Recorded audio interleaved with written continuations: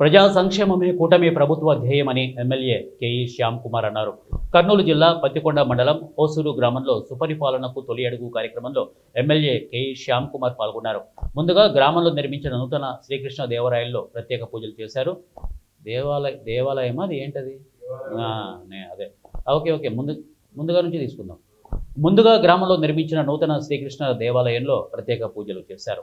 అనంతరం సుపరిపాలనకు తొలి అడుగు కార్యక్రమంలో భాగంగా ఇంటింటికి వెళ్లి కూటమి ప్రభుత్వం అందిస్తున్న సంక్షేమ అభివృద్ధి కార్యక్రమాలను ఎమ్మెల్యే కేఈ శ్యామ్ కుమార్ వివరించారు.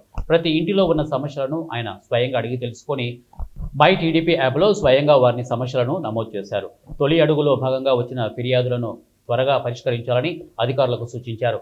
ఈ సందర్భంగా ఎమ్మెల్యే మాట్లాడుతూ పేదరికానికి కూడా ముగింపు ఇచ్చేలా మద్దతు ధరలు, పంట బీమా, ఉచిత ఇసుక, పెంచిన పెన్షన్లు, ఆరోగ్యశ్రీ, పీహెచ్సీలో మెరుగైన సేవలు, విద్యార్థులకు తల్లికి వందనం, స్కూళ్ల ఆధునీకరణ, మహిళలకు డ్వాక్రా బలోపేతం, ఉచిత రేషన్, మహిళా భద్రత, యువతకు స్కిల్ డెవలప్మెంట్, ఉద్యోగ అవకాశాలు, తాగునీటి పథకాలు, గ్రామీణ రహదారుల అభివృద్ధి, స్మార్ట్ గ్రామాల దిశగా కూటమి ప్రభుత్వం ముందడుగు వేస్తోందని అన్నారు.